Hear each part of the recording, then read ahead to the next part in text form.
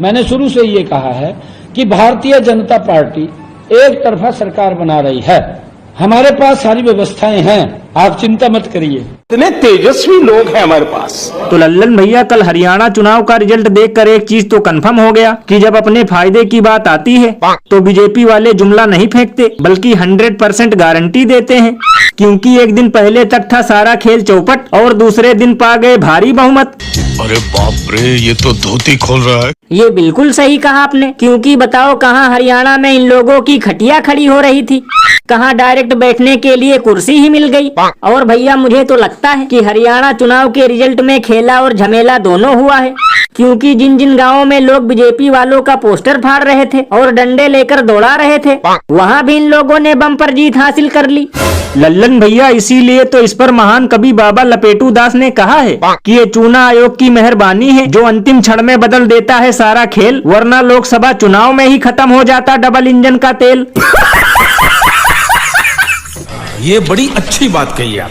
बताओ पूरे चुनाव भर में ये लोग जरूरी मुद्दों को रोटी से भी ज्यादा गोल करते रहे। ना तो इन लोगों ने महंगाई बेरोजगारी का मुद्दा उठाया और ना ही इन लोगों ने किसानों और पहलवानों का, फिर भी इन्हें दे दनादन एक्स्ट्रा 2AB वोट मिल गया। ये बिल्कुल सही कहा आपने। वैसे भैया हरियाणा चुनाव का रिजल्ट देखकर सबसे ज्यादा खुश तो JP नड्डा हुए होंगे, क्योंकि अब की बार इनका भी चेहरा टीवी पर चमकेगा, वरना बीजेपी वालों का हमेशा से रहा है बस यही फंडा, जीते तो मोदी हारे तो नड्डा। और अभी तो रुको, क्लाइमैक्स अभी बाकी है। शहजाद रोक रही हूँ, आप जानते हैं आज This is the clinching. Rubika, this is getting interesting. 43. What a number! What a number! What a number! What a number! और भैया सबसे कमाल की बात तो ये है कि हरियाणा चुनाव का रिजल्ट देखकर गोदी मीडिया के चापलूस एंकरों में एक अलग ही खुशी की लहर दौड़ रही थी और ये फूले नहीं समा रहे थे।